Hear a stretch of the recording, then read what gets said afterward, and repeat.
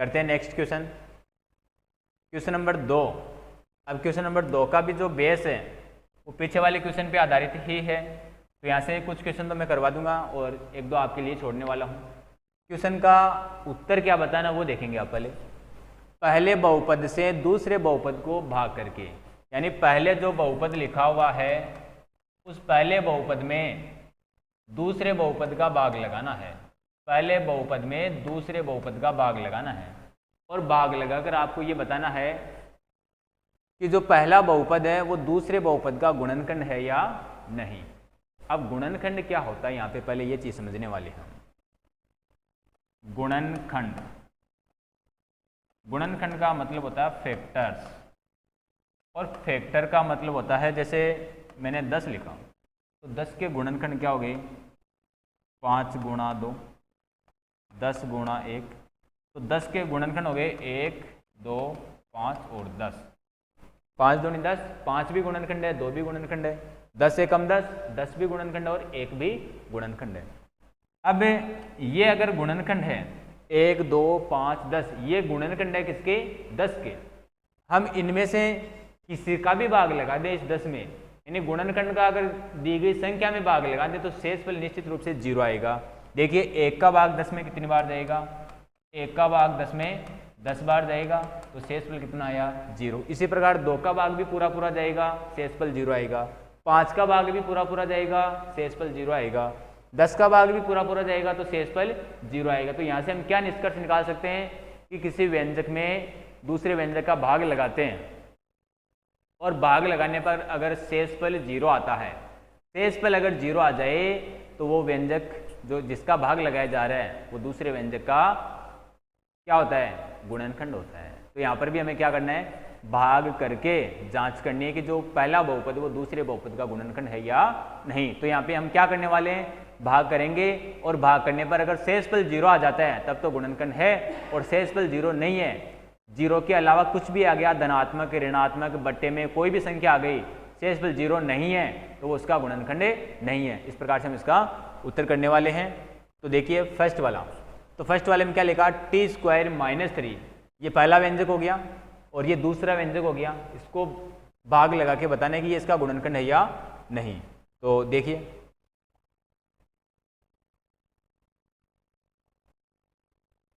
करते हैं इसको नेक्स्ट पेज पे। भाग लगाना है पहले व्यंजक का और पहला व्यंजक है t² - 3, t² - 3। इस पहले व्यंजक का भाग लगाएंगे हम दूसरे व्यंजक में। दूसरा व्यंजक देखिए 2t⁴ + 3t³, 2t⁴ + 3t³ -2t² - 9t, -2t² - 9t, -12 ये करो भाग लगाना बता दिया आपको। भाग लगाओ और शेषफल अगर 0 आ गया तो आप लिख देंगे प्रथम बहुपद दूसरे बहुपद का गुणनखंड है, और ये 0 नहीं आता शेषफल तो आप लिख देंगे ये गुणनखंड नहीं है। तो एक बार फिर से कर लेते हैं, थोड़ा सा बड़ा भाग है ये। तो 2t⁴ में भाग लगाना आपको t² का, तो t के घात 2 से ऊपर वाले t के घात 2 कैंसिल हो गई तो ये 2 ये तो बचेगा ही बचेगा, और t की घात कितनी बच गई 2। 4 घात थी, 4 में से 2 घात कैंसिल हो गई तो कितनी बच गई 2 घात बच गई। तो इसको हम भागफल के रूप में क्या लिख देंगे 2t⁴ यानी 2t²।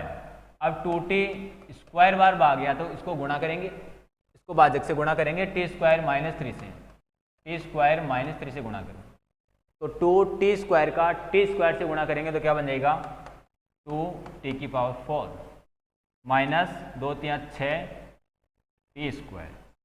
देखो 2 × 6 हो गया और t² साथ में चल रहा था तो ये आ गया। इसको हम यहाँ लिखेंगे क्या 2t⁴ - 6t²। स्क्वायर का पद आ रहा है तो उसको मैं स्क्वायर के नीचे लिखूंगा, क्यूब के नीचे नहीं लिखने वाला हूँ। तो माइनस का 6t², तो -6t², क्योंकि आगे जोड़ने घटाने में दिक्कत नहीं हो इसलिए कोशिश करेंगे सजातीय व्यंजकों को हम ऊपर नीचे लिखें। अब इनको घटाएंगे तो घटाने के लिए क्या होता है चिन्ह चेंज हो जाएगा, अभी प्लस है चिन्ह चेंज होके माइनस हो गया, अभी माइनस है चिन्ह चेंज होके प्लस हो गया। घटा दो, 2t की पावर 4 में से 2t की पावर 4 माइनस कर दिया तो ये क्या हो गया, कैंसिल हो गया। यहाँ 3t क्यूब 3 t की घात 4 में से कुछ भी नहीं जुड़ रहा घट रहा, तो ये ऐसा कैसा आ गया 3t क्यूब माइनस का 2t स्क्वायर और ये प्लस का 6t क्यूब। देखिए प्लस का 6t स्क्वायर है सॉरी, और माइनस का क्या है 2t स्क्वायर। असमान चिन्ह हो गए, असमान चिन्ह हमेशा घटते हैं, चाहे ऊपर कौन सा लिखा या नीचे कौन सा लिखा उससे कोई फर्क नहीं पड़ता, असमान चिन्ह तो घट जाएंगे।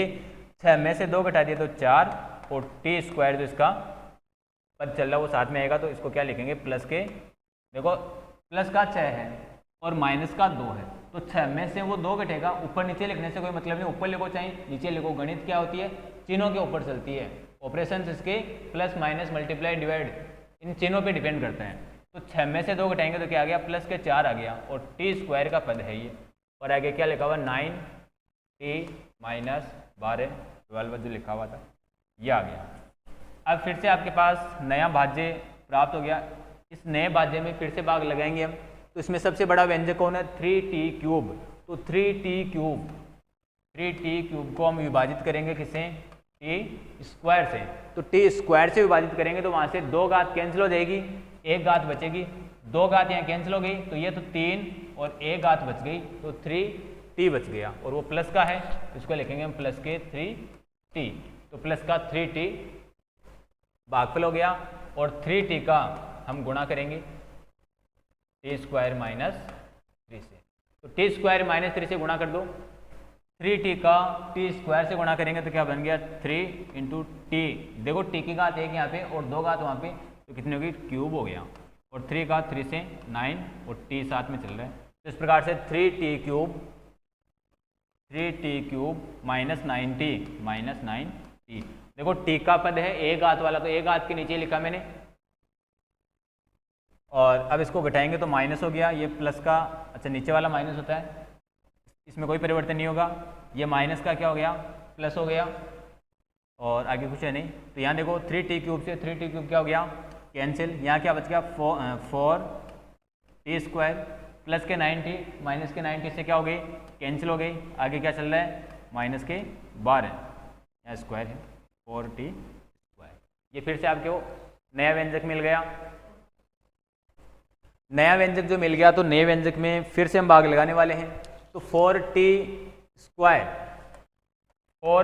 स्क्वायर को विभाजित करेंगे हम t स्क्वायर से, तो यहाँ आप देखेंगे t स्क्वायर से t स्क्वायर क्या हो गया कैंसिल हो गया, क्या बच गया 4, तो भाग कितनी बार गया 4 बार, उसको हम भागफल में लिखेंगे और 4 को गुणा करेंगे इधर, भाग कितनी बार गया था 4 बार, तो 4 का गुणा करेंगे इधर t स्क्वायर माइनस 3 से, तो 4 का गुणा कर दो t स्क्वायर माइनस 3 से, गुणा करने पर क्या हो गया देखो 4 का t स्क्वायर से गुणा कर दिया तो क्या बन गया 4t स्क्वायर और माइनस 4t 12, तो इसको हम क्या लिख देंगे 4t स्क्वायर माइनस 12, घटाएंगे तो ये माइनस और माइनस क्या हो गया प्लस, प्लस का माइनस माइनस का प्लस, ये देखो 4t स्क्वायर प्लस माइनस के कैंसिल, 12 प्लस माइनस का कैंसिल, क्या बच गया 0 बच गया। तो इस प्रकार से भाग पूरा पूरा जा रहा है, यहाँ पे भाग पूरा पूरा जा रहा तो शेषफल क्या हो गया 0 हो गया, शेषफल 0 हो गया, इसका मतलब जो पहला बहुपद है जिसका हमने भाग लगाया वो दूसरे बहुपद का गुणनखंड है, तो इसका उत्तर इस प्रकार से लिखेंगे यहाँ पे, क्योंकि शेषफल 0 प्राप्त होता है, शेषफल 0 प्राप्त हो रहा है यहाँ पे, इसलिए प्रथम व्यंजक को किससे दर्शा दिया, जैसे g of x t of x ऐसे दर्शाते, लेकिन यहाँ पे दर्शाया नहीं, इसलिए प्रथम बहुपद द्वितीय बहुपद का गुणनखंड है, ये गुणनखंड है ऐसा हम लिखेंगे। जब शेषफल 0 आ जाए तो उसका गुणनखंड होगा, और शेषफल 0 नहीं आए, 0 के अलावा कुछ भी आ जाए, प्लस की संख्या माइनस की संख्या बट्टे की संख्या कैसा भी पद आ जाए 0 के अलावा, तो वहाँ वो शेषफल 0 नहीं माना जाएगा, और जब शेषफल 0 नहीं होगा तो गुणनखंड भी नहीं होगा, क्योंकि गुणनखंड होता है तो उसका भाग हमेशा पूरा पूरा जाता है। देखेंगे इसमें नेक्स्ट सेकेंड पार्ट। तो सेकेंड पार्ट करते हैं। X square plus 3x plus 1 इसका भाग लगाना हमें, और ये रहा आपका व्यंजक। तो इसको भी मैं करवाता हूँ एक बार। अब मैं बार बार ये क्वेश्चन करवा रहा हूँ तो इसका इम्पोर्टेंस आप जान लें कि कितना महत्वपूर्ण है ये क्वेश्चन। भाग संक्रिया आपको पूछ सकता है, या फिर ये जो सेकंड क्वेश्चन करवा रहा हूँ गुणनखंड होने की जांच, ये क्वेश्चन पूछ सकता है। 3 नंबर का क्वेश्चन आने की यहाँ से बहुत ज़्यादा संभावना रहती है। भाग आता ही आता है, कई बार तो एग्जाम्पल ऐसे कैसे उठ के आ जाते हैं, या फिर यहाँ से क्वेश्चन पूछ लिया जाता है, डायरेक्ट पूछा जाता है क्वेश्चन। तो निश्चित रूप से यहाँ क्वेश्चन आने वाला है। तो x square plus 3x plus 1, x square plus 3x plus 1 इसका हमें भाग लगाना है। इसमें लगाना है 3x4 plus 5x cube, 3x4 plus 5x cube minus 7x square plus 2x, minus 7x square plus 2x plus 2, minus 8x square plus 2x plus 2। ये व्यंजक आपको दे रखा था। भाग कर लेते हैं, तुरंत आप इसको समझेंगे। अब थोड़ा डायरेक्ट करने वाला हूं मैं। एक्स स्क्वायर का जब भाग लगाएंगे 3x4 में, तो 4 घात से या 2 घात का भाग लगाएंगे तो 2 घात कैंसिल हो जाएगी, और 3 जो गुणा में वो रहेगा। इस प्रकार से 3x स्क्वायर बार भाग जाएगा। 3x स्क्वायर का हम गुणा करेंगे इधर, 3x स्क्वायर का इस x स्क्वायर से गुणा होगा तो 3x4, 3x स्क्वायर का 3x से गुणा करेंगे तो 3 3 9, और x स्क्वायर का x से गुणा हो गया तो x क्यूब। 3x स्क्वायर को प्लस 1 से मल्टीप्लाई करेंगे तो प्लस के 3x स्क्वायर हो गए। घटाएंगे तो चिन्ह चेंज, प्लस का माइनस, माइनस और ये माइनस। इस प्रकार से पहला व्यंजक क्या हो गया, कैंसिल। यहाँ आप देख रहे हैं कि 5x क्यूब में से 9x क्यूब घटा रहे हैं, तो 5 में से 9 घटाएंगे तो क्या बचेगा, माइनस के 4x क्यूब बचेगा।